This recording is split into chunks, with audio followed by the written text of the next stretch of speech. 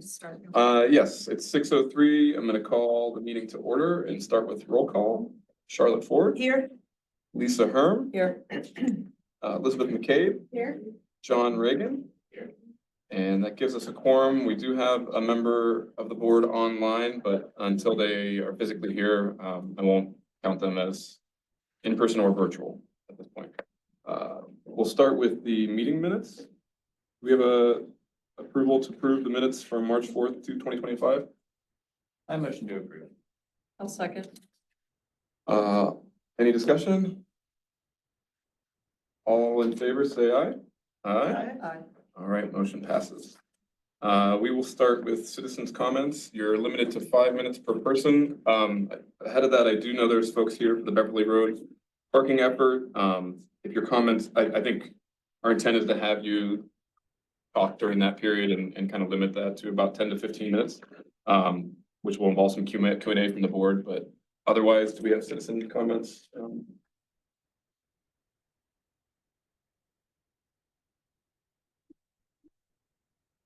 Start with Jim Bear or Bar? Bear. Bear. Fourth, yeah, go ahead. Good evening, everyone. Thank you. Good evening. By attending the last meeting. Okay. I was going to. I'll pass. You passed my, thank Yep. you so much. And state your name and address. please. Thank you. Thank you. My name is Jim Bear. I live at 433 Arden Road. I am a Mount Lebanon resident. This is my second meeting. I do appreciate all of you being here, and I appreciate the opportunity to speak with you. What I was handing out at the start of the meeting were my comments from the last meeting where I was trying to explain the situation we are experiencing at the intersection of Harding and McCann. And you did hear me out and ask some good questions. During that exchange, I heard mention of the fact that there may or may not have been a study done, a post-implementation study done at the end of the implementation of the project. How do we confirm whether something like that was accomplished? Does anyone know? I don't want to speak for all members of the board, but I don't believe any of the members of the board were here during that project, so I would defer to Mr. Haberman. There was not a post-implementation study done. That's at the discretion of the commission, whether they want to commission one or not, and to date, one has not been requested. So you had all the study that was done originally that included all the baseline data. Then you have the implementation, and you have that baseline data so that if a study is requested afterwards, or if other neighbors come and say, hey, since you did this, our neighborhood's been affected. We have that data to then go back and check to see if there was a change in patterns, but that had not been requested to date. So nothing's been evaluated formally. Okay, thank you very much for sharing that. So the next question becomes, how do we request a study to make a determination as to whether or not the measures that were implemented for traffic calming were or are not effective? I would suggest this is probably the forum, right, Seth? Yeah, my only concern would be when the pre-data was collected. Was it pre-COVID? And It was after. okay.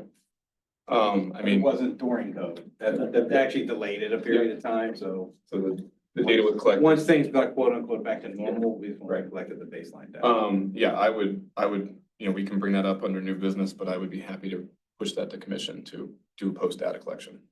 That is the long and short of my reason for standing in front of you this evening. If indeed you can pursue the development of a study to make a determination as to whether or not the measures are or are not effective, that would be appreciated.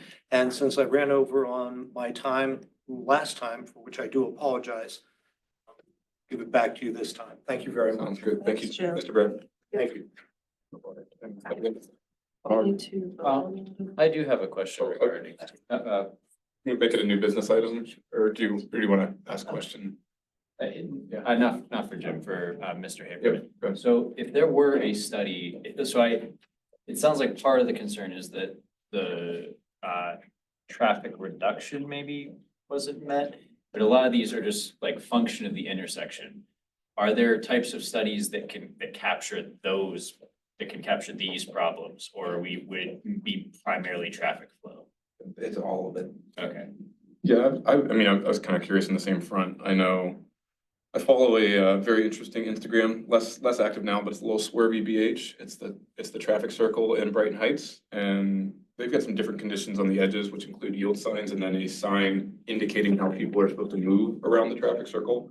I know at first we had 4 signs, and I kind of like the condition I see in this one in Brighton Heights, but I was curious why we didn't do the same type of condition that Domi is using on their I'm traffic not circle. familiar with that one in Okay. Brighton Heights, so I don't know if is it a roundabout or a true? It's almost the same Is condition it- that you is see in it- Arden. Is it all-way stop control? Because this is It's always, yield signs with crosswalks and like a little bit of paint on the so that's a little. four-way yield. Then this one doesn't yield, this one's all-way stop. Okay. So so let me know where that is and I'll Okay. look at it. Yeah, I'll send some other elements there. I mean, we could switch it to yield, Yeah, couldn't we? in this case, just because of the nature of the request that's being made, Yep. the post-implementation study scope would be revolve more around that kind of stuff. Sounds good. So for example, we collected a lot of data on Parker, a lot on Beverly, because the thought was that if this shifts everybody over to Parker, and then all of a sudden the Parker neighborhood comes in with the same, they basically say, hey, we didn't have a problem before, and now everybody's moved over here. We would have, so. Yeah. This post-implementation study isn't gonna include collecting a bunch of data on Parker, because that's not where the concerns are being raised.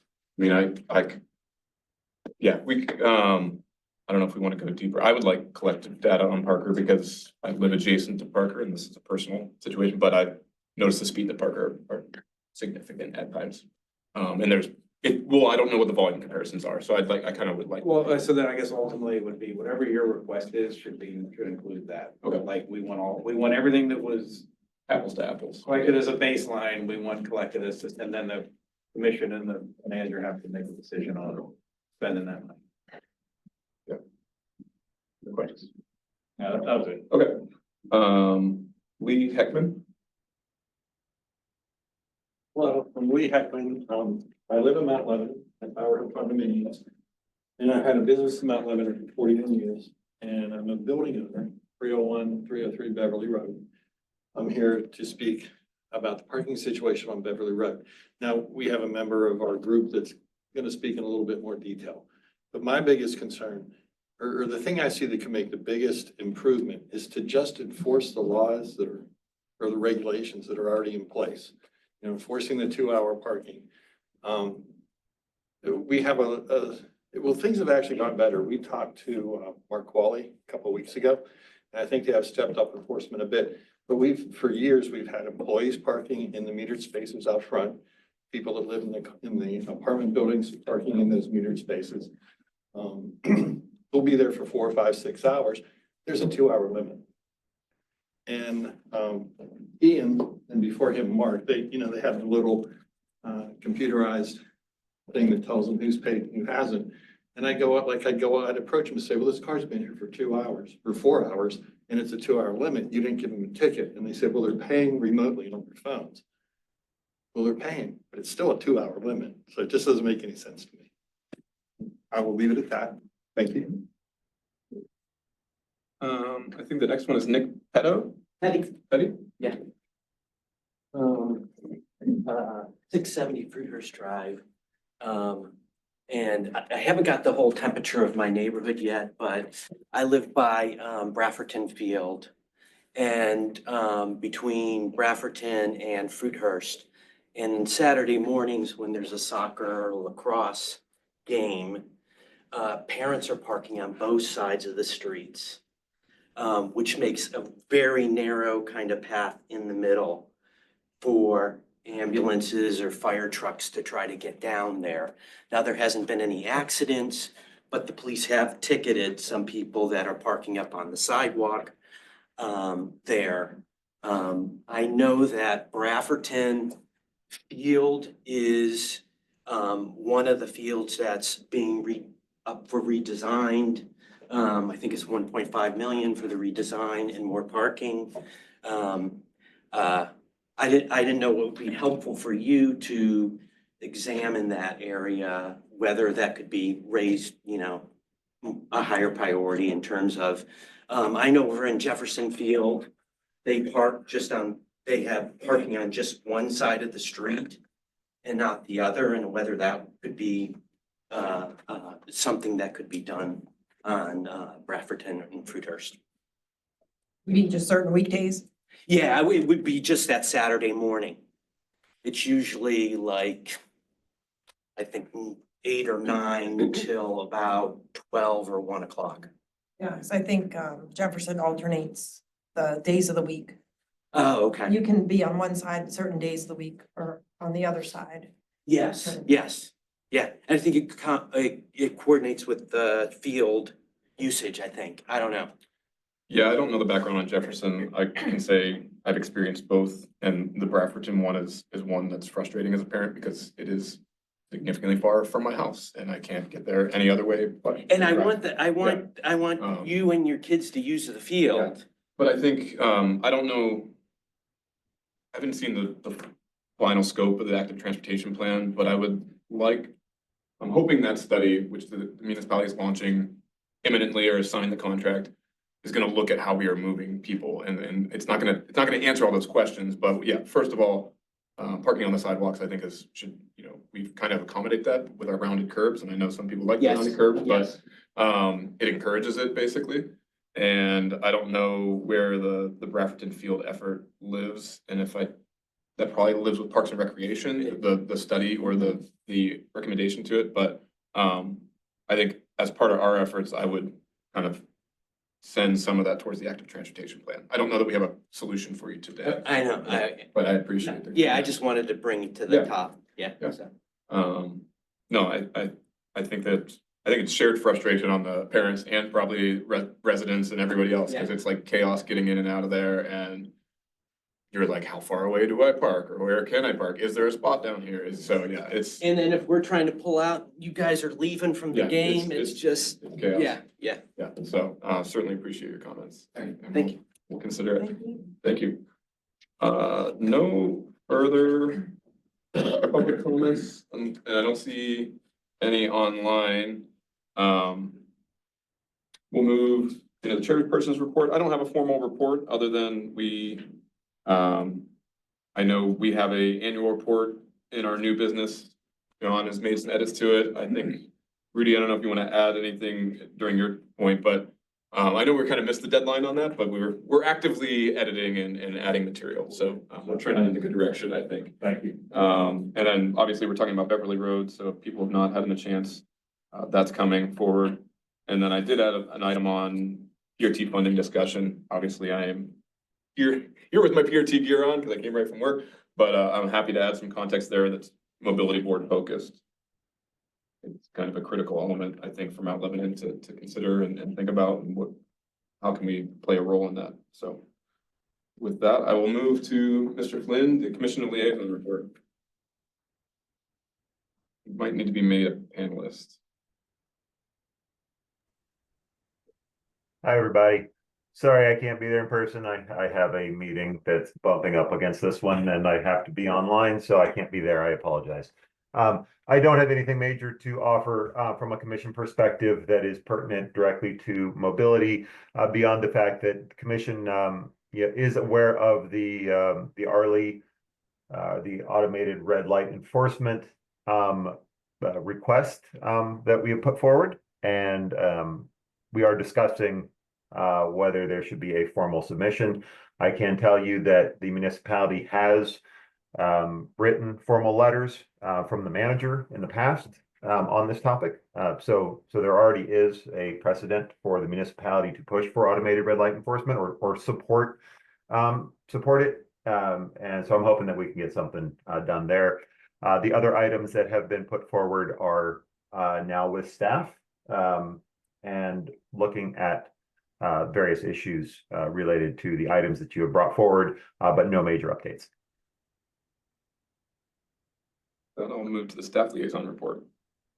I don't have a whole lot to report this month. We've been focusing our efforts primarily with our inspectors, part-time inspectors, looking at sidewalks, taking inventory of the assessment program sidewalks that will be included in a resolution that we present to the commission here in the next month or so.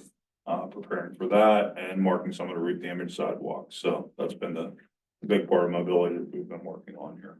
And we've been working with the engineer as well on Woodland. There's probably 4 to 5 trees, big oak trees that are gonna have to come down up there.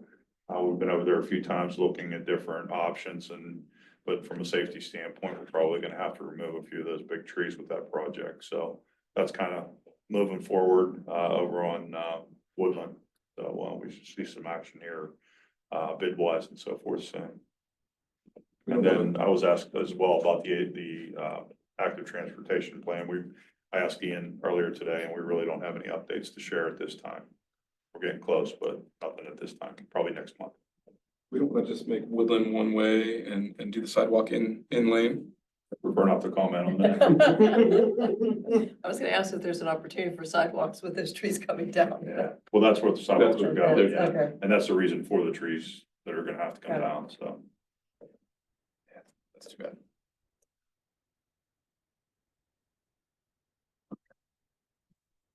We'll move to subcommittee reports. I know Paul would have probably provided a capital budget report, but he's unfortunately not here. We only met this month to talk about some of the recommendations that came out of the last meeting and just to make sure we didn't have any edits and other items before sending that to commission. I think we confirmed that we want to push some of those elements forward, including the street redesign, reconstruction, just to get it in commission's hands and go through the editing process there. So, oh, sorry, I'm speaking capital Yeah. budget. I meant Yeah. I meant know street what you meant, design. But yeah, thank you, Rudy, for getting back to us on the email and the questions we had. I don't think I had any questions on his response. I mean, you guys were good. Yeah, so I'll go to capital budget. Sorry to speak over street Yeah. design. So, and we are meeting in this month, right? Yep, April, Yeah, so we'll have a subcommittee meeting this month too. probably like third week, I believe, in April. Yeah. I have it on the calendar. I mean, Yep. just pulled up. Good. So yeah, to that point, we talked about sidewalk prioritization and putting Kelso and Salem into that mix. If we didn't have Kelso already, so yeah, so those will be some of the items. So I appreciate the response to that. Yeah, we'll probably discuss that, and I know that, the budget season will be coming or whatever, just to consider whatever we prioritize for 2026 for sidewalks. Take a glance at there's a calendar in the rule book, and I take a glance at that. So yeah, you're right. In May, we're starting to look at CIP requests and so forth. And then we'll move into operating budget and so forth. So I would just take a quick glance at the calendar and the chronology of what Yep, we can anticipate the next couple months. okay, Yeah, I think I would just look to each committee to have their list of CIP requests that we can review as a full board and then we can make our recommendations. So And we were targeting May for our recommendations It'll too. be good. And then I think an overall ranking would be important to. We try to provide that to. and overall ranking of the sidewalks. I'm No, sorry, the capital the- priorities. Start capital Capital priority, priority. how they rank based on what the board's desires are. Okay. Rudy, is there, just on Woodland and other projects like this, is there a way to tell where the limits of work are, just more out of curiosity than anything else? On Woodland, Yeah, it's gonna be from Terrace, where the sidewalk is now, to where the sidewalk is now. Up, all the way. It would- filling the gap. If you come in off of Terrace, on the right-hand side, Mhm. just past that newer home there's no sidewalk all the way up until, MacArthur. Then from MacArthur up to Vermont, there are sidewalks on, I believe, both sides. But it would be from there to there, from Terrace where there are no sidewalks up to MacArthur. That changed from the original. I don't think so. Okay. I, Does it does not actually lead to Foster, or, the school though, does it? Does it connect? Mhm. Oh, it does. Oh, I think that is. There's sidewalks. They there's ended sidewalks MacArthur. from that point, from MacArthur up to Vermont, and then from Vermont to the school. Okay, I feel like that's a larger section than maybe I originally understood, but I'm happy to hear that it. Yeah, connected it may to have school. been, it may have been. Yeah. Yeah, they may, I think there's been a couple of different conversations, and I think Eisenhower was part of the conversation at one point in time, but it's gonna close that whole gap up. Oh, good, with okay. everything. So yeah, sorry to speak over capital budget. Any other items on capital budget? No, I think that was it. Thanks, Heather. I will go to John in policy. Policy did not meet this month due to a lack of member availability. And I didn't push for a reschedule because, due to, I guess, technically not being sure if I would be reappointed and also whether we renew the subcommittee. I think we should do all of them. I'll have to, yeah, I think technically we reorg, or like we have a reorganization meeting in May. Yeah. If I understand it. Well, actually, April, it's new member orientation, which we don't have to do because everyone's already a member. Reorganization meeting, including subcommittees and work plan discussion. And chair. Right. Which is Oh, part of that's the it. Wow. organization. A lot of folks for that. The- Are we, so everybody's back, or I thought, is somebody rotating off? No, everyone's back. The three that were up this year have been reappointed. I know, right? Well, do you know what you're? Oh, yeah, I did not, I'm here, so, yeah. All right, okay. Sorry, I guess, not sorry. The other thing we're probably gonna have to do too is for the hearings, we'll probably have to put a schedule together for that as well. I'm not sure, is that you now, Charlotte, or Okay. Oh, yeah. It's with me right now, yeah. the hearings? Yeah, so we're gonna have to do that Oh, for the year too, So we Mark can was good schedule enough. Yeah, Yeah. Mark clearly put it together where every member was kind of one or 2 months, I think it was, so. Yeah, Okay, I think that worked well. I don't know Yeah. if anyone had any other. Is this your first or second month? this I is my did- second month. Yeah. Thing right now. yeah, it'll rotate out next month. So we probably should at least designate one person for next month unless you want to continue Does anybody not do to it? fill the gap. The parking review? I have not done it. There we go. It'd be best. We have a volunteer. So that would be starting in May. Yes, Yeah, I think Yes. so. 1st of May, correct. May and June, yeah. Okay. That was a lot we just said there. Do we have to make any motions or any, or are we I getting? guess maybe. Probably. Yeah, they're all good questions. All right, so,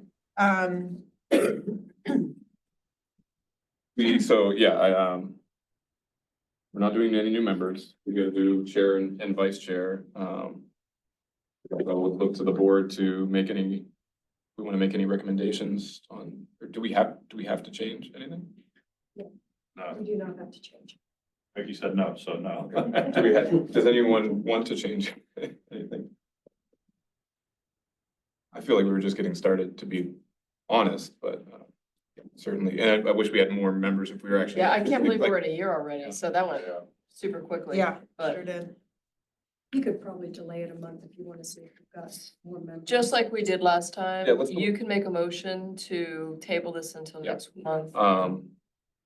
Okay, I will make a motion to table the reorganization discussion until next month and ensure that we put it on the agenda. Any I will- second? I will second that motion. All in favor, say aye. Aye? Aye. All right, we will do that next month. And, yeah, I'll keep that on the radar and make sure we have a more robust discussion and maybe that'll, maybe, some folks really want to talk about reorganization. So, with that, I will go to the Beverly Road parking study. So what my intent and I would like, obviously, the group to speak and present to it. I shared a couple different documents in our channel regarding this effort, but yeah, certainly defer to the Beverly Road Association at this point, and we'll go from there. Other document for you. I don't know if it's overkill of documents. But, Well, we're cutting down trees on woodlands. recycle, yeah, right, I don't know, if you'd like one, it's the same points, but abbreviated for my own presentation. Should we give you the official signed document from? I think we have it. An electronic. Yeah, Well, we actually have business owners and building owners Gotcha. sign it, okay. if that's worth anything. We can put that into the Rolodex. Please state your names. Yes, sorry, my name is Brandon Koch, I am a co-owner of Dot and Line Party Studio on Beverly Road. Thanks for making a spot for us in the agenda. Really appreciate it. I was asked to present this evening about our parking issues down on Beverly Road. I'm just going to read from my notes here, if you don't mind. On behalf of the Beverly Road Business Association, I was asked to present this evening to briefly address the Mobility Board and request review of several specific issues for the Beverly Road Business District in relation to parking enforcement, and future planning for our business district's vibrancy. I have a short list of requests compiled by a group of Beverly Road business owners that I'd like to share with you. Number one, we'd like to request a comprehensive parking study with a professional team to assess the current parking supply and demand trends over several months. We're aware of the previous 2017 parking study that was done, which was extremely comprehensive, but we feel that it is outdated. And some of the previous recommendations have not been adequately implemented by the municipality. A new parking study would greatly assist in exploring funding and communicating effective opportunities for public parking, business employee permits, better management of issued permits for municipal lots, and identify other possible options in the parking shed, the Beverly Road parking shed, and perhaps even out-of-the-box innovative ideas that could be implemented. Number two, we'd like to request that certain previously recommended solutions from the 2017 parking study be implemented. Many of the very good solutions that were presented in that parking study, at the end of the parking study, there was recommendations by engineers and such. They were never implemented. We just want to work with the municipality to review and identify those solutions and see them through under current budget allocations that you may have for 2025, or even into 2026 and beyond. Several of the visual solutions recommended are cost effective and can be more easily rolled out on a smaller scale, in our opinion. Number three, we'd like to request that a current parking management enforcement be improved. As to Pete Hackman's point earlier, allocate current and future municipal funds to implement better parking enforcement. Currently, there is only one person dedicated to the entire municipality to enforce parking regulations, which is fairly surprising, and seems inadequate given the volume of commerce specific to the Beverly Road business district. Additionally, previously discussed increases in parking meter fees and regulations have not been enforced. We feel that by enforcing these, it would generate revenue to implement new staffing and solutions that increase the ability to enforce parking regulations municipality-wide, but especially in our business district where we're having some issues. Lastly, there are concerns that a new parking study would be delayed until 2026 budget allocations, and then suggested improvements may be delayed even more into 27 or even 28. As small businesses, that amount of time, 2-3 years, is an extremely long time for us to kind of have the current conditions, given the increased growth and commerce that's happening on our block, which is, I put this in here, it's not a bad problem to have increased growth and commerce on our block. However, what happens with that increased growth and commerce is an issue.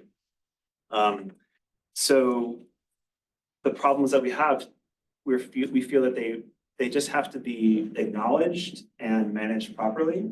That's why we're asking to review and implement certain items from the 2017 parking study as soon as possible, and then move forward with an updated parking study in 2025 or this year or next year with additional recommendations to be considered. We understand that these things take time to create, fund, and implement. However, it is frustrating that several straightforward and cost-effective solutions have been neglected in that 2017 study. And this bottom line is that we're all the business owners are very happy to be here, and we want to continue to thrive and grow. Today is our 3rd year anniversary for Dot Inline Art Studio. We're like super excited. It's just been an enormous unexpected growth being here in this amazing municipality. It's been incredible, and we just want to see that kind of success for all of the businesses on Beverly Road. But we're happy to work together and communicate and find solutions with one another, and you know, so that we can all plan for the future, because a lot of changes are happening on Beverly Road, and just wanted to bring that to all of your attention. I really thank you for your time and consideration. Thanks so much. Thank you. Yeah. This is Jen. Did you I'm have any- Jennifer Brandenstein. Yeah. I'm one of the co-owners of Barefoot Stitches and Gifts. And just wanted to, do you guys have questions about our proposal we sent you or anything, comments? So you guys have your business hours, or what are they I can go, our business hours, we're closed Sundays and Mondays. Okay. But we have AM classes, middle of the day classes, we have after school classes, I have evening classes with adults. Primarily Wednesday, Thursdays and Friday nights are really tough for our clients. They always are voicing their frustrations. But we're very busy. We have, like I said, it's like multiple things going on at our studio. Daytime's not as bad for us as is the afternoons and evenings. And I mean, it's amazing. The business that's happening on Beverly Road is incredible. With Iavino's open now, he's slammed. It's amazing. But we've noticed an incredible increase of traffic. That just something needs to be done about it, you know, some kind of overthinking. So we're open 10 to 4 Tuesday through Saturday, late night on Thursday night. And we see a huge lunch crowd that they have a hard time finding parking during the lunchtime. So that's what we witness. And we even tell our customers, if you come between 2 and 4, you can get a spot easier. So, Yeah, that's with us too.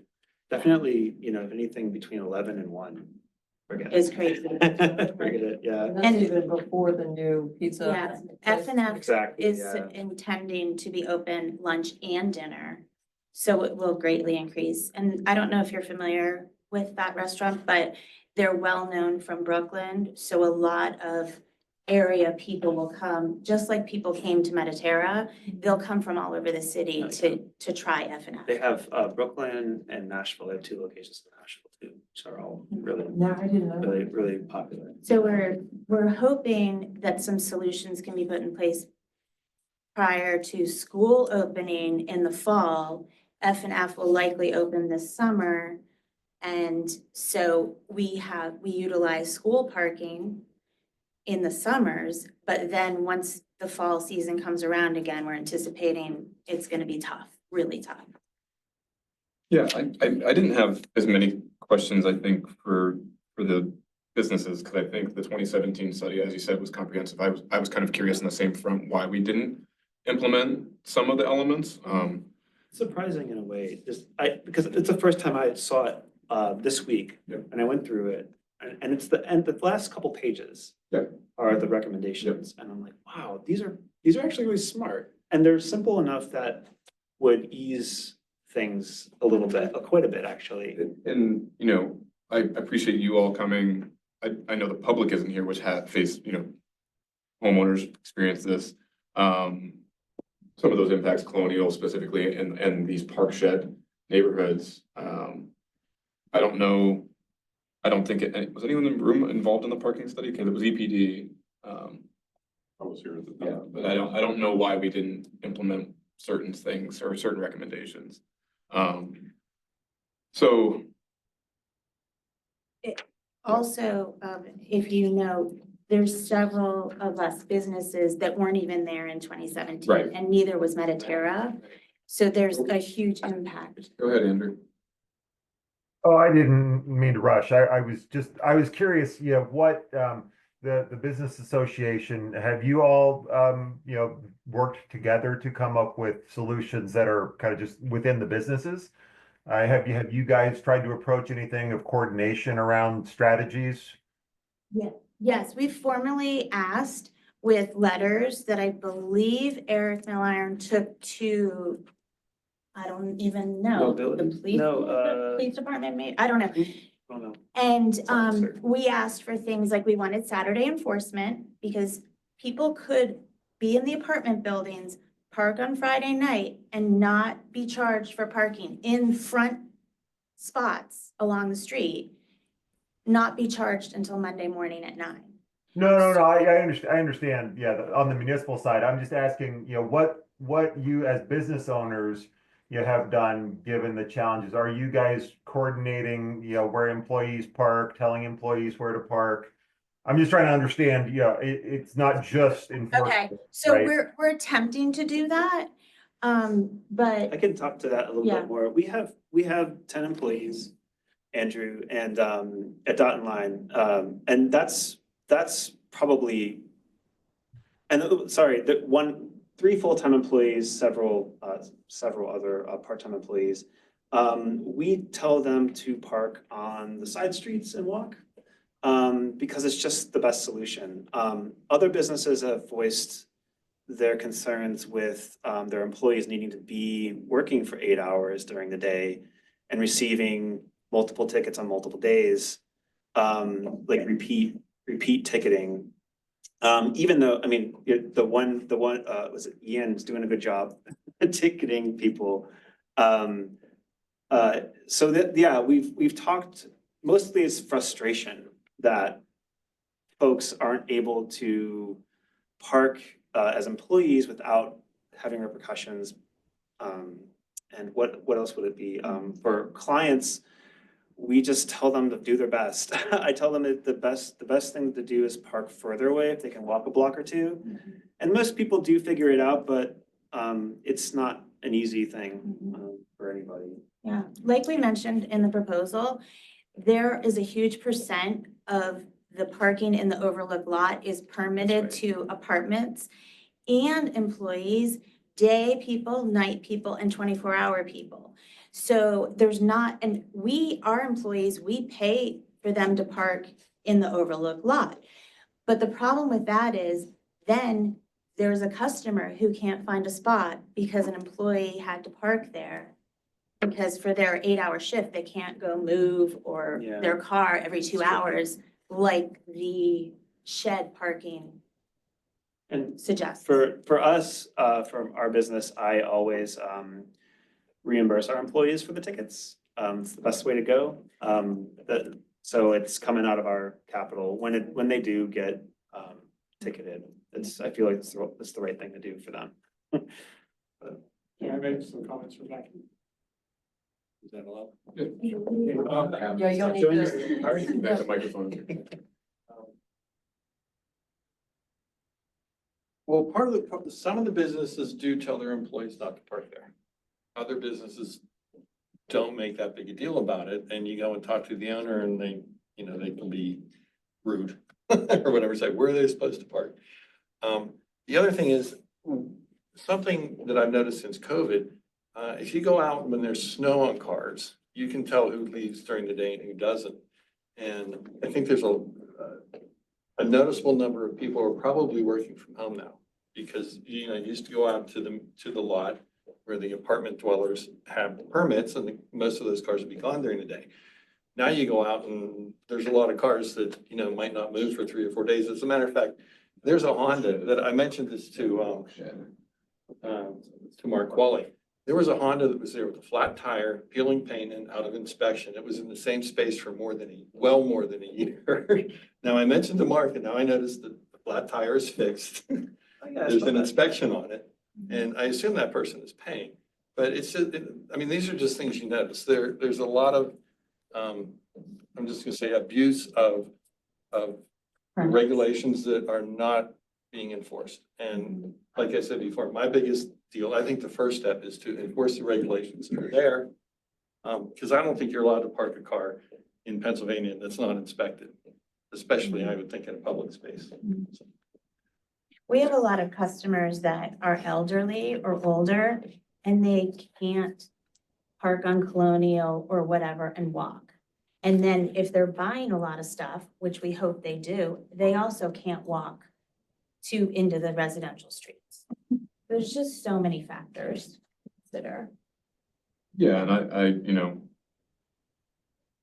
I have a lot of biases and, they are on my computer, they're on my picture, and there's an element of induced demand. You know, the easier we make it to park, the more people are gonna drive there, the more it's gonna be harder to park, and we just get in this perpetual motion machine.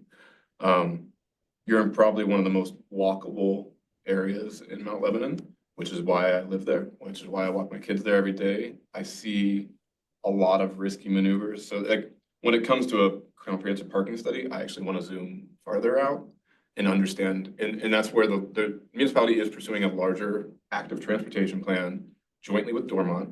Dormont has a T station, and you know, funding crisis notwithstanding, you're on a bus route in the 36, a bus route in the 41, and within 14 minutes walking from the light rail. And I saw a Mediterra employee today when we passed each other on as we were walking.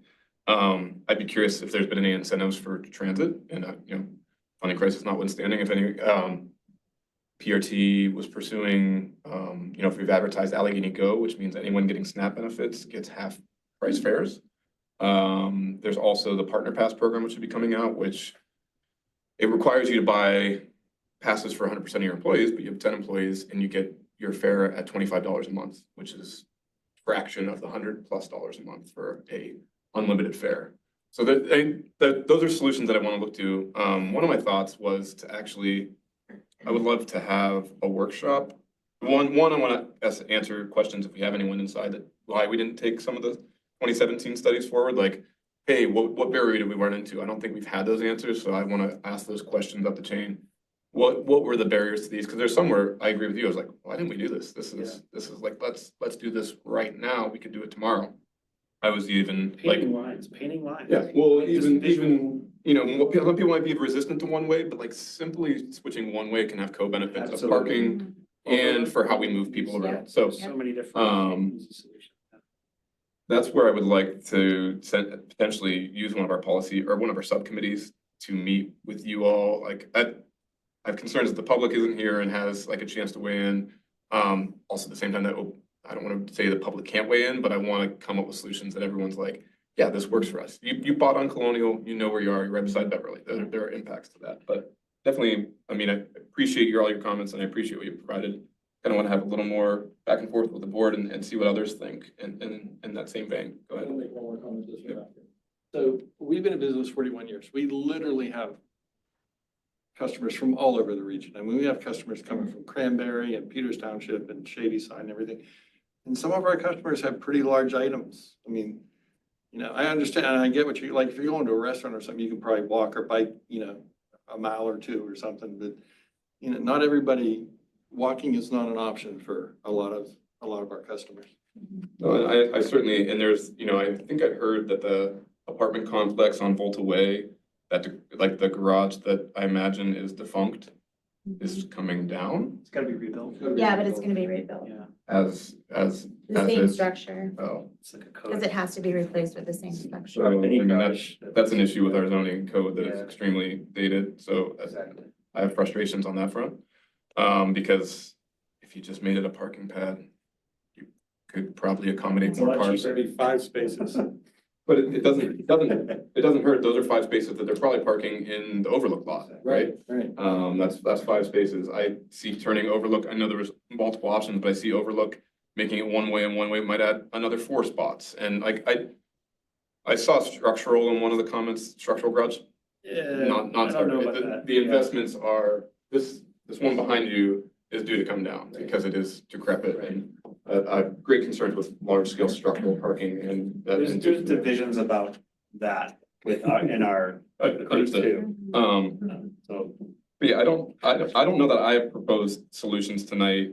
I mean, I would like to find out more about the why we didn't implement some of the 2017 study, but. So I do Go have ahead, a Lisa. question, because I sit on the parking board and we were involved when a lot of the new technology came in. I thought that new technology was also supposed to limit how many times, like, we could put a limit, so if it was a 2-hour limit, they weren't gonna be able to immediately like re-up that.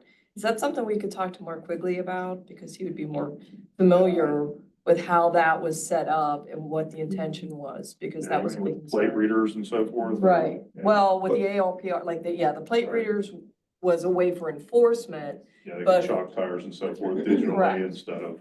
Yeah, so they could drive around and see if a vehicle had been there for an extended amount of time or multiple days or hours. But the technology itself was supposed to have a limit, so if it was 2 hours, you couldn't put more than 2 hours. And it was supposed to not allow you to, like, 2 hours and 1 minute, like, go for another 2 hours.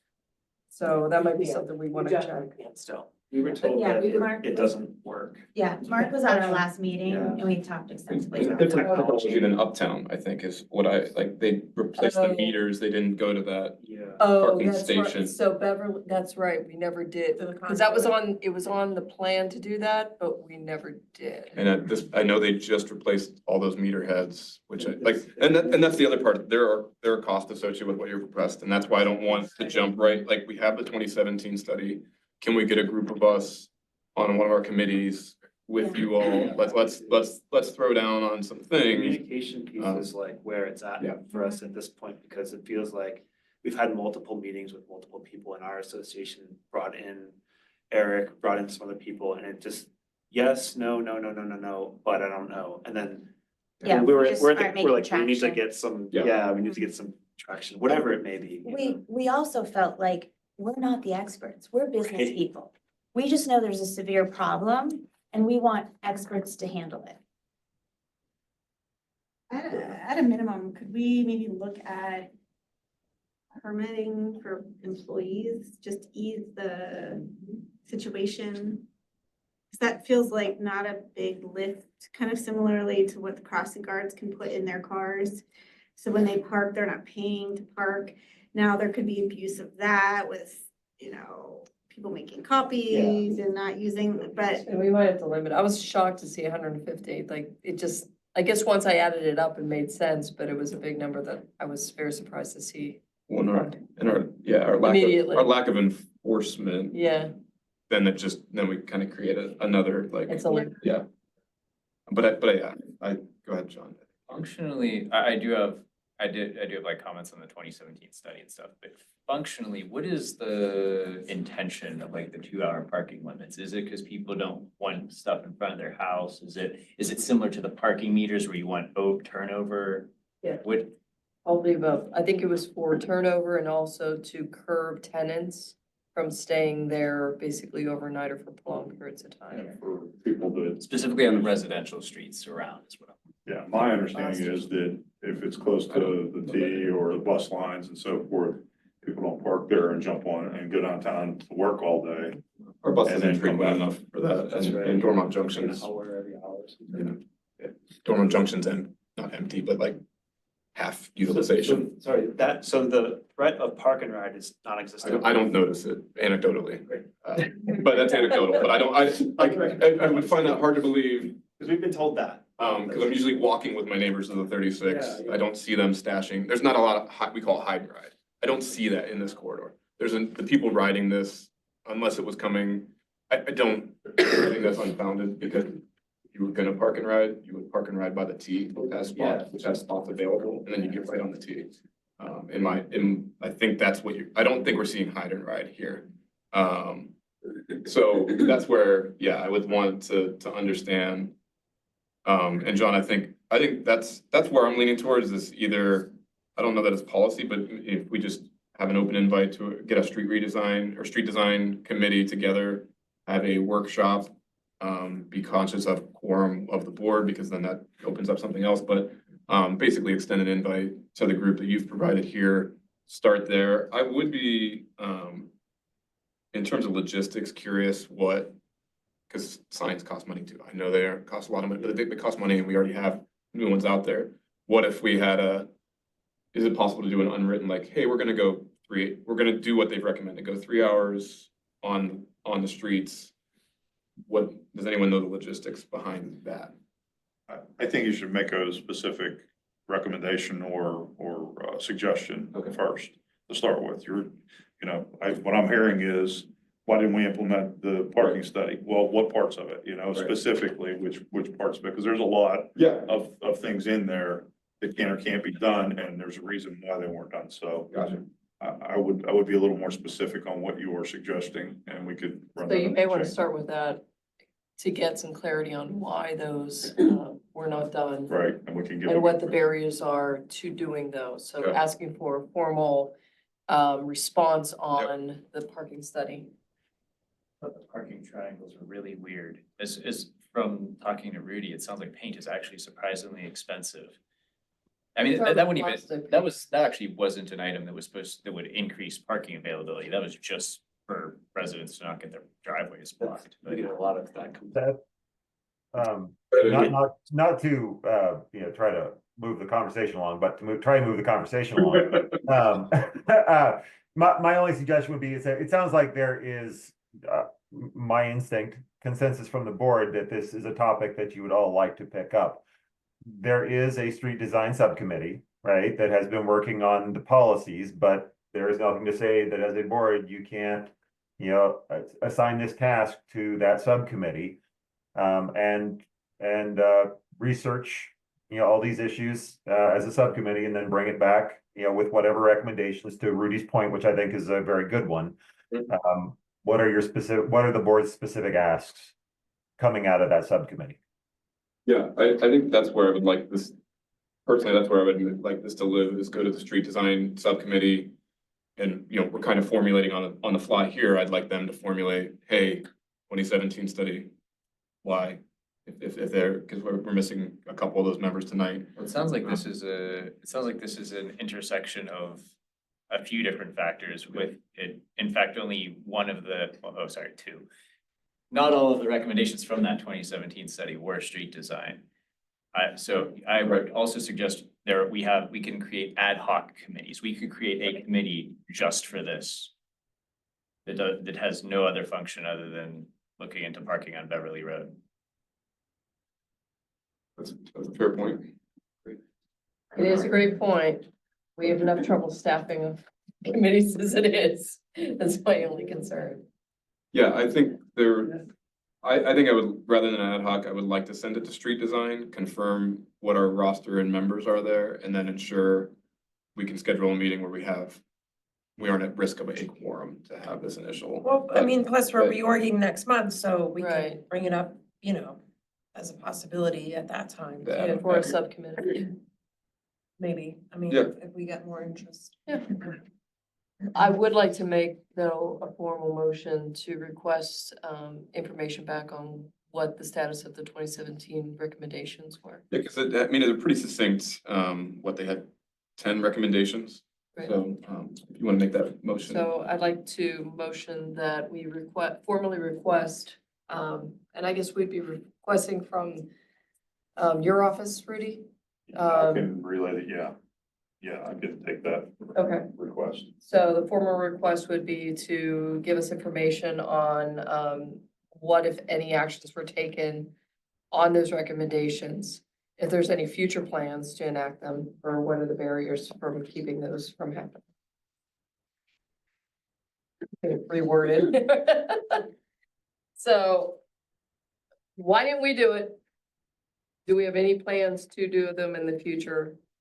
I can say that we redid the parking lot, the overlook lot, so that was redesigned, repaved, we went from meters to For the the pay staff. stations, yeah, we added I think handicap I spots, think it ended up. at van plus- accessible, Plus 9 or 10. something like that, yeah. It did increase the space. Even adding the van accessible handicap spot in, because that was one of our biggest hurdles, because the cross slopes have to be, it's pretty tight, it has to be pretty flat. But we were able to accomplish that, and then the electric charging stations as well, we added 2 of those to the lot as well. So that was implemented. Beyond that, there was no plans, to my knowledge, to implement any additional things from the Yeah, study. and I just pulled it, I mean, I've been kind of looking at it just to refresh my memory. There were 10 items discussed in the report, 10 things to consider from the planning, from EPD who did it. But ultimately, it landed on the participant preferred. Out of those 10, there were 4 that ended up in these are the 4 that we move forward with. So those, I don't know. And that was, who made those decisions? Like, those are made, That was discussed through all the meetings with, Okay. throughout the The whole park- process they went through. Yeah, and the parking board, I think, was kind of the lead agency on that to make recommendations and review those things of the study, if I'm not mistaken. that was before me. I wasn't there yet. Yeah, I was on that board, or I was the liaison there, I believe, as well, so. One other question regarding the lot and the permitting to people in apartment buildings. Is there a limit, a ratio that says we give out this many permits for? Don't know. I don't know the answer to that. We have percentages in our proposal of what it actually is. We had Eric look it up. Okay, But I don't know that there's limits. okay. No, not that proposal, the one we emailed. Online, okay, yeah. On a similar note, so my wife owns a car and she is one of these people who does not have, not near Beverly, but she does not have access to parking at home. So we use one of the municipal public lots. But there is an abandoned car with flat tires and all that stuff in the apartment. And the status, the ownership status of that is unknown. And there was a clause in the municipal code that made it sound like storing junk cars is illegal. And when I asked, I think I asked Mark about it, and I think I was relayed an opinion from the police that said, no, as long as it's indoors, it's fine. So it does seem like we might have, oh, I'm sorry. Adding on to that, my wife, we looked at a house near Beverly this week. And there was also in the garage, a junk car. I don't know if they had another car that they parked on the overlook lot, but yeah, so I wonder how much of this like ghost parking might be able to be freed up by enforcement of clauses depending on their interpretation that are already in the code and they're just being let be. I really can't Yeah, I don't respond to that. That's not a public works issue. I would probably advise you to call the building inspector's office for code enforcement and. And if it's a public lot, like our park and rides, if there's junk vehicles, we tag them and then we tow them. Like there's a process for it. And No, go ahead. You had your hand. My name's Kelly Brown, and I am a commercial building owner on Beverly Road of 293, 295, and 297A, as well as an owner of Inner Light. And I just recently heard that there is a bus route that is actually being eliminated that comes down Beverly Road. I just wanted to put that on the docket so that everybody knew. And I just want to reinforce that this block is not the same block as of 2017. Not only are we speaking about, some of the successful restaurants, but even some of the other retail and service offerings of the block have radically changed and have become very successful in their own rights. Thank you. To add to that, I've been walking up to Beverly for my kids to go to school. And they're in their mid-20s now. And now I walk there, home and there, back and forth every day in the bitter cold, I walk. The street has drastically changed, drastically. Like I would almost say a 50% increase of successful businesses bringing in people come to Mediterra from all over Pittsburgh. And we see it because Saturday mornings, the bridal parties come in. They would park and take one car to go try on the dress, but go to brunch at Mediterra. So they would have 6 cars staying on the street. Now that was before Saturday enforcement happened. But my point is the businesses have drastically changed the makeup of Beverly. So as much as we appreciate you using the last study, there's also a huge growth that has happened in the need too. I don't disagree.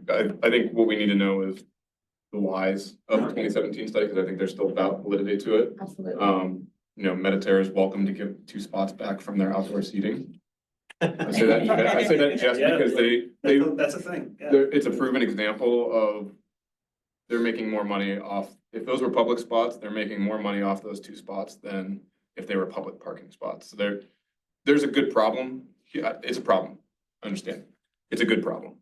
We want some of this traffic and we want it to be appropriate. So, so we made a motion, we have a motion on the board. Oh, go ahead. No, I only have a comment to offer. I've been living on Arden for 37 years. And first of all, I am grateful to the business owners on Beverly Road.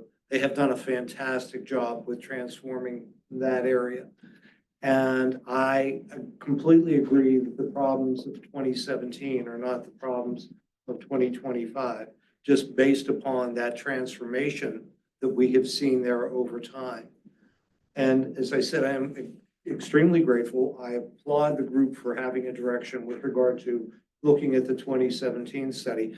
But I will also observe, looking out into the future, and I heard your comments about walking. I am stunned that Arden, Parker, Overlook, Meadowcroft has not turned into the next Shady Side, Squirrel Hill. I can't fathom how that hasn't happened yet. Zoning. For better or worse. So this is a rhetorical question, but since you said zoning, I've always wondered, and I'm not trying to get in an argument with anybody here, but I've just been baffled why Mediterra, that has more than 50 employees, was even allowed to open there. And Frank's Pizza is probably gonna be just as successful as Mediterra, and they're probably gonna have 50 employees. Not that they're all there at the same time, but I just, with the limited space there, I just don't understand why these businesses. We're a mobility board. Yeah. Like I said, So we've got a motion on the table. Yeah. But thank you all. I think we're gonna work through the motion. Thanks for the Thanks so thought. much. Appreciate it. And if you have anyone that appreciates these, send them my way. Would you like our sign? You. Yeah, thank you. The motion, I'll second Lisa's motion. I think we had all- discussion. Yeah. That's the first step. All in favor of Lisa's motion, which was to understand. Get a formal, response. Yeah. To the 2017. All in favor, say aye. Aye. Motion passes. I'd like to make a subsequent motion to recommend this start with the street design subcommittee and at least let them decide if they want to keep it in committee or bring it back to the next board meeting as an ad hoc. But let's start with this. I make a motion to send kind of this project to the street design subcommittee. I'll second that. Any discussion on that one? I would just, kind of like a comment for anyone who might actually be, here, that since I'm not on that subcommittee, I would just say, if they might be influenced by what that study said, I think there is an alternative to that one, the Overlook option. I agree. It could achieve like 75% of the benefit with like 10% of the cost. And for you, I will say, I don't think we've have been at risk of a quorum in that subcommittee. Room. So yeah, you could come. Yeah. So any other discussion on that one? All in favor, say aye. Aye. Motion passes. All right.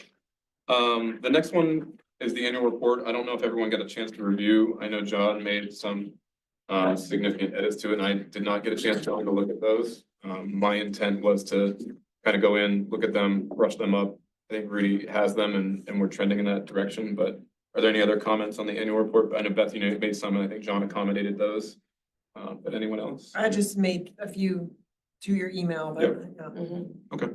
I think I'll just make a quick motion on that one to send the final form to Rudy and staff and team, and go ahead, John. There, what is the final? Can we second the motion? And when we can discuss. Okay, sure. Yeah. We'll second it. Sure, second. Okay. So for clarification, is the final form the one includes my edits? I was gonna take what you edited and just kind of Great. roll through that and make sure we've commented. Otherwise, my discussion is irrelevant. Yeah. There were a few things that were blank, that were like TBD. I had put, how many, I just had like a table for routine business, and I had like how many citizens' comments we heard, how many traffic appeals we heard, and I do not know how many I traffic appeals we don't, I heard. don't know those answers I heard either. 3, so. I think I did 3. But yeah, I did I don't know, that would be 3. Mark probably tracks those. Are we able to like pull, we'd have to look through all the minutes to see how many citizens. Actually, commented, whoever- right? If the person who's currently it I think might be able that came through the minutes, did. No, It's in the minutes. I think Mark just. the tickets don't. Oh, no, but I mean the citizens' comments, like, that's probably how we can see how many citizens' Yes, comments they're we in the, we yeah. responded to, so we'll just have to do.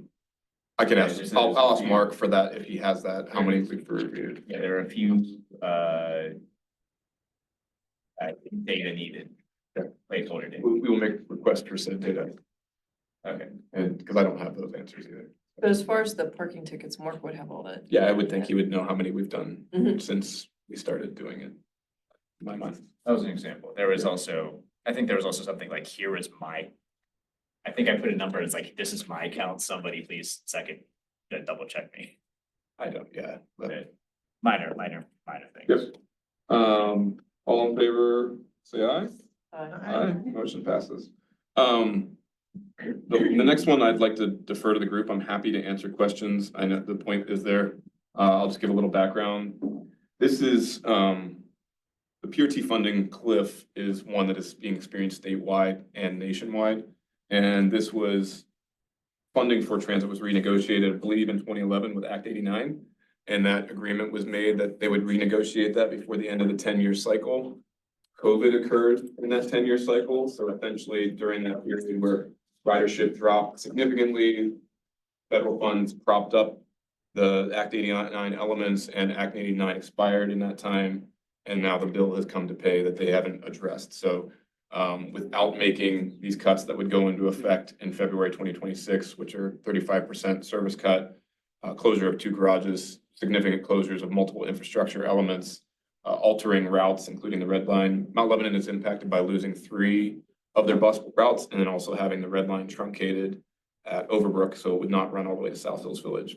Massive impacts to mobility, And not after 11 o'clock. and not after 11 o'clock. Can't go downtown and see your shows. Via Does transit. that include the Beverly line that? That's the that just 36, so yeah, the mentioned? 36, the There would 40, be no lines and. no right? bus lines, yeah, No the bus. 36 that runs on Beverly, the 41 that runs on Bower Hill, and the 38 is a variant that runs from Mount Lebanon Station occasionally. This also tables everything that was in bus line redesign as a proposal, which had a direct to Oakland bus emanating from Mount Lebanon Station, direct to Oakland and that business district. And also a new cross-country route that was going from, I think, the Baldwin area or, Century 3 area, all the way through Dormont, through the Beverly Road corridor to Carnegie Station, where the 28X was actually gonna stop at Carnegie Station, and you could grab a direct to airport route from Carnegie Station and bus line redesign. All of that is tabled, so that's the background. Well, what about access? That access costs, paratransit costs are, so this also coupled with a fare increase at about 10% fare increase for the regular fixed route service, which is our buses and our light rail. Access paratransit fare costs, we're gonna increase 20%. But so my understanding is that if you use access, you're, someone with a disability and you have to call up access, that the Port Authority or the access oversight requires that you have a bus stop within a quarter mile of where you're being picked up from and where you're going to. Is that, so like, I don't know if there's that no more speaks, buses, what will happen to access? the costs will just go up significantly. They're facing similar shortages. But The access will be much like, less what reliable. will that rule then be, because if there are no buses in Mount Lebanon, my friend who's visually impaired, what does she do? I think, yeah. Is there like no more access because there's no bus within a quarter mile? I don't think that's That's what That's she not told me. that's not the specifications, and I can confirm those and get those to you, Okay. but I think she would still have access or paratransit. Okay, so if you lived in Mount Lebanon and you used access and there were no buses Just the- within the quarter mile? Just the costs are gonna go up Okay. for her use.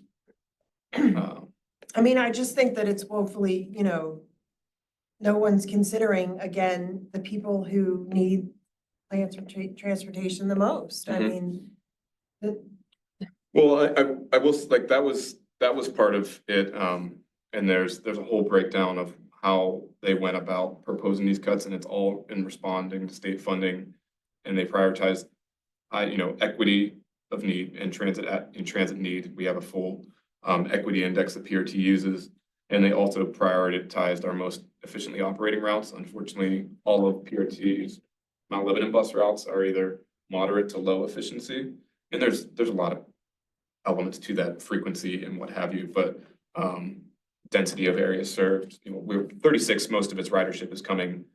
You're picking up everyone downtown and then you're dropping everyone off between, well, not everyone, but a significant amount between Coons and Cedar Boulevard. Like that's where the ridership is coming from Mount Lebanon, but the whole route in its operation from downtown to South Hills Village is a low efficiency route.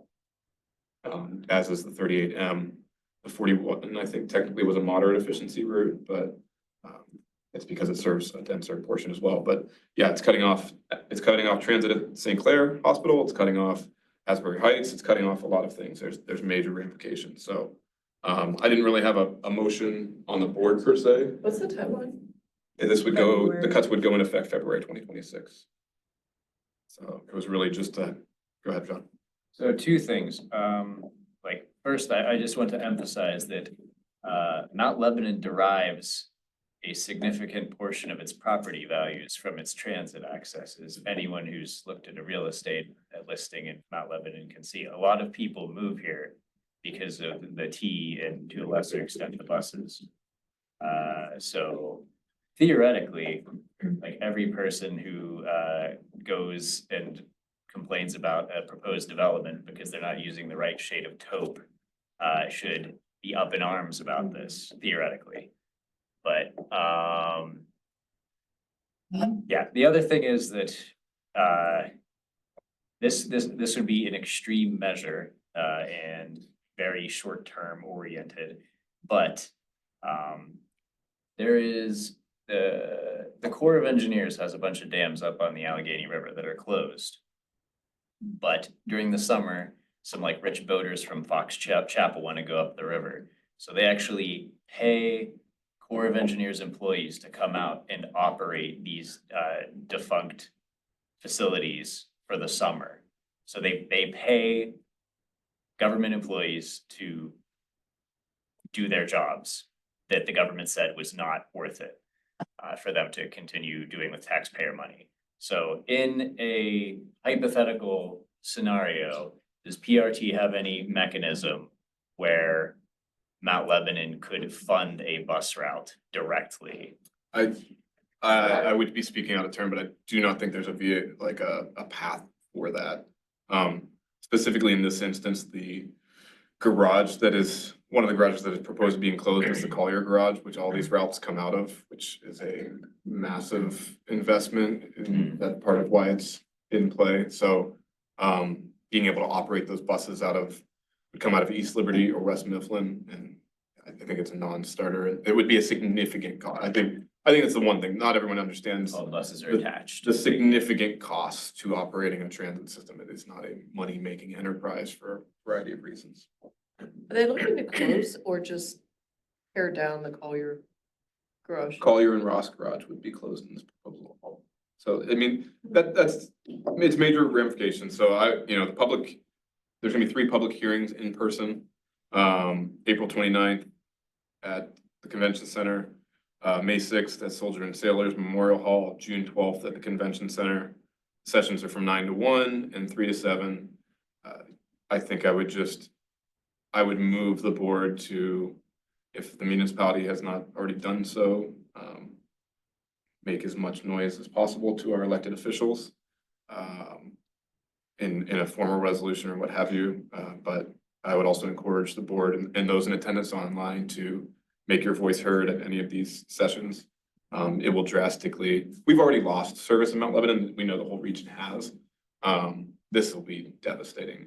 I think for those that move here for transit, which I am one of those people. I was able to live in the South Hills for over a decade with 1 car and live close to work. So I worked at the airport. My wife worked downtown. it worked out for a lot of us. I think many of us are in that same boat. We moved here for transit and the walkability. Losing one of those things definitely changes the paradigm. It shifts the paradigm.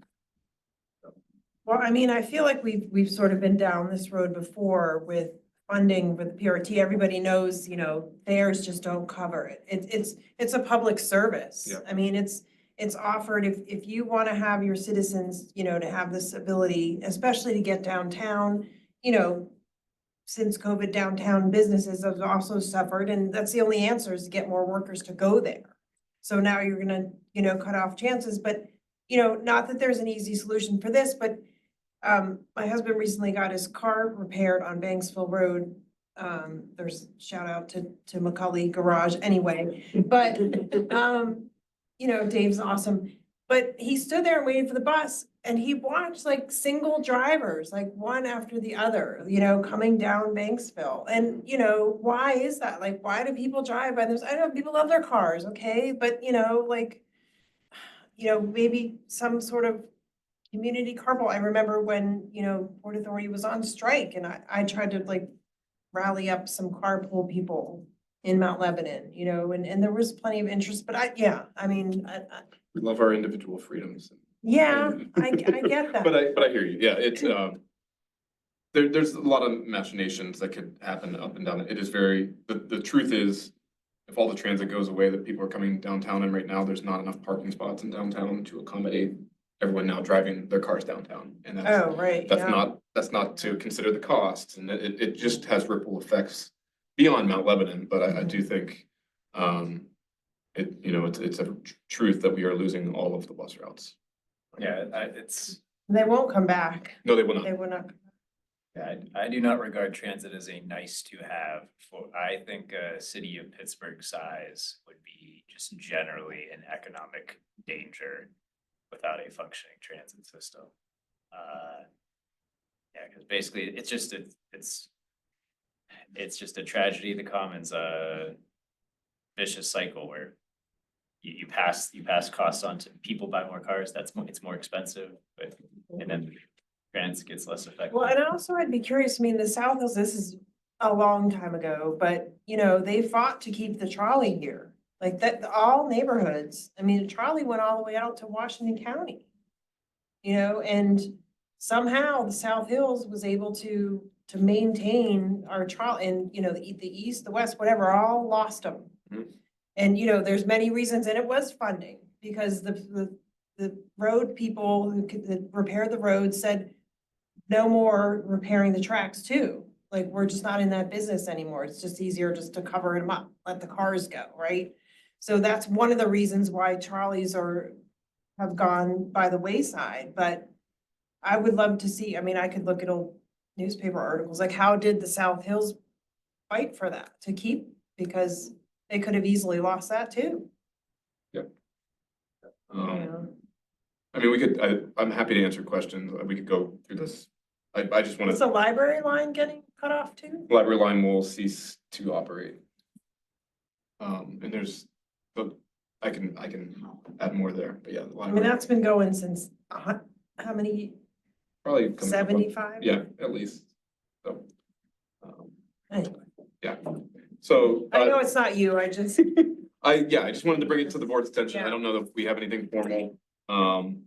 But I think us spinning up a resolution, I don't know what that will do, but I just wanted to have the discussion, have the forum. That's a good question, though. Does the municipality look at that from a municipality standpoint? Like, do we have a seat at the table? As far as I know, the Allegheny Conference, they're very focused on things like that. Transportation and the bus lines were a big portion that they knew needed rehab to be able to, you know, bring more people and businesses back into the county, into the city. But is that something that like we interacted at a larger, you know, a larger? I don't. The answer to that. I didn't personally, but.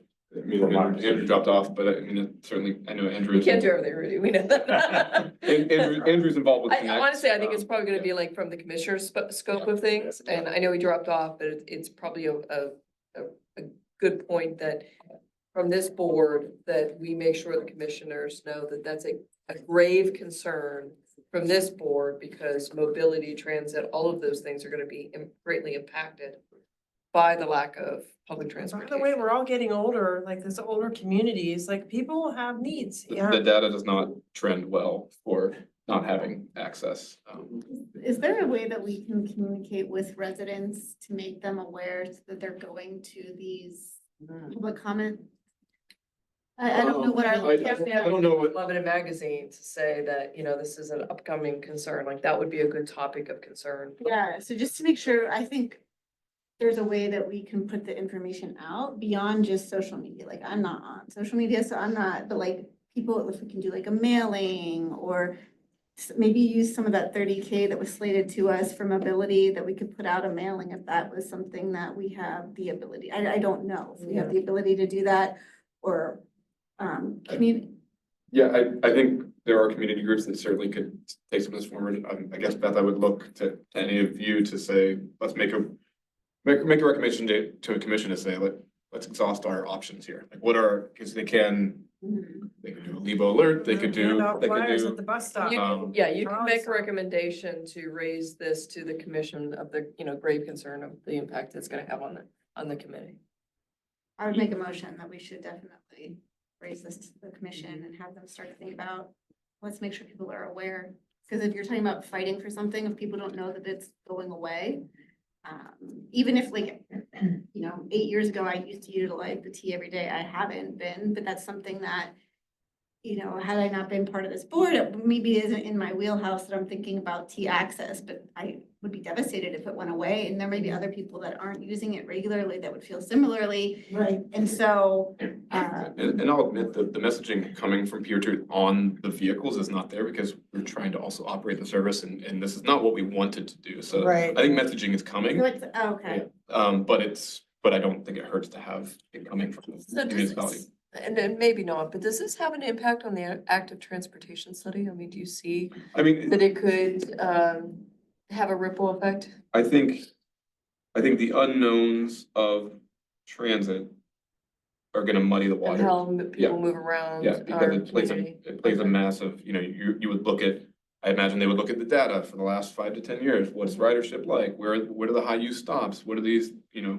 all the things they usually do through these processes Well, if you think is about like, tainted because you don't know. If- Yeah, you're a one car family and now you have to get another car. Yeah. So now that other car, you don't have a driveway space and now you have to find a place to put yeah. it. it- So, Point. And they all. so I mean, it could actually increase the amount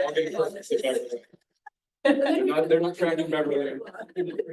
Well, I'm just saying, like, it could increase the amount of vehicles in our community and parking concerns Yeah, and things like it that. has I mean, it been- could have other impacts too, of people who are parking to get close to a bus stop that is not gonna be there. I think we could So- get that designated bike lane downtown. Did someone second, Beth's Well, what motion? was- Yeah, I was gonna second, but. My motion was just to make sure that we put forward to commission for consideration. I think what can be done to publicly make residents aware of So I'd that. make that a highlight of the commissioner's report, right? Yeah. Because that's Yeah. what's coming out. And So I mean, think I can that's put gonna all be- those details in there and that, I mean. Yeah, I Talk think about Lebanon that's Mag, probably yeah. the right forum in which to make sure that they understand the scope of this and the concern that this board has towards this. And I think they have messaged it on their social media, but you're right, like, is it on the webpage, is it elsewhere? I don't know what the Mount Lebanon magazine publishing cycle is, but some, you know, we have Months. PRT has QR codes and When's everything. It's a month and a half ahead. Yeah, Yeah, when is this, the budget has to be, they're supposed to pass it by the end of June. when are the public hearings again? Did you say April? Yeah. Two in April, one in May, or no, Magazine won't be April, May and ready. June, April, May and June. Is the Levo alert a possibility? Lebo Green, you know, some talking about transit and the impacts of transit. April 29th, May 6th, June 12th.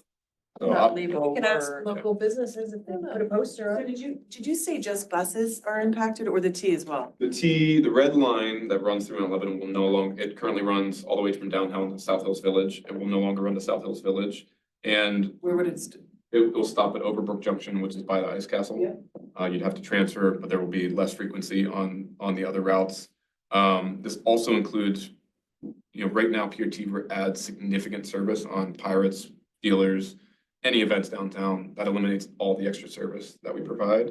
So Taylor Swift would have blown up the town. I, usually traffic out, but the cuts are massive and I'm happy. When's the draft?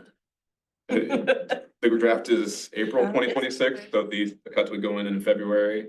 I heard there were estimates of 500,000, like some crazy numbers around the draft. The municipality had posted on their Facebook page yesterday with all the details of. I did see that, yeah. I think we just, make that social media is not the only place. It's not the only place, like I feel like we can't just have that be the only place that we're communicating. In the magazine, if there's a June date, they could potentially, did you say there's a June 12th. They could potentially get that into the magazine, and then, I'm thinking about that, the Lebo alert, I think is a great idea. Flyers, just kind of. Is there a non-emergency equivalent to that too? I can't keep track of all the. No, the leave over, well, that's not really the intent of the leave. There's a different something. Yes, there's. Yeah, for like. It's emails, like it's not a Lebo. Yeah, My mine. Lebo, yeah. Yeah. I'm usually wearing PRT gear, so I'm happy to answer questions on the street that I can. But, You may want to stop doing that. I do it on purpose. But all in favor of best motion, and we can maybe work up language. I mean, I'm just, Oh, go ahead. it sounds like we're gonna vote yes anyway, but I do wanna say, it's like, I think that's a great idea because I think there's a huge potential that there's a large percentage of the population, not even necessarily infrequent riders, that aren't aware of this because it's. I think my whole bus is not aware, Is like. to be honest. Is like nerds who are privileged enough to spend our free time doing this, like we are greatly overrepresented in terms of having a pulse on things like, having your hand on the pulse of things like this. And I wouldn't be surprised if like over half of the population were just completely blindsided. Yeah, I agree. So yeah, I think this is important and a multi-pronged approach beyond just Facebook would be a good idea. Not only that, but the employers, right, Aaron, like CMU would be an employer, that would be impacted potentially, and obviously downtown, but yeah, I mean. Yeah, I know Pitt and CMU are part of our UPass program, so all of them, they were able to tap their IDs. It's a massive ridership gain. Yeah, I forgot about that. The buses are packed on it. Yeah, I mean, it's in those, some of those routes will stay, but it's the folks that I see wearing their Pitt, IDs on our buses and wearing their CMU stuff that are making that transfer. That transfer won't exist anymore, so they will have to be like, how do I move closer to where I work, or how do I, and it just it just is a cycle, so. It's a utility, I mean, that's what it is, Yeah. Transportation is a utility. All in favor of best motion? I We can write something up or figure out, or just communicate to commission. Yeah. And I'll share that, or share the details, and we can come up with what we want to say.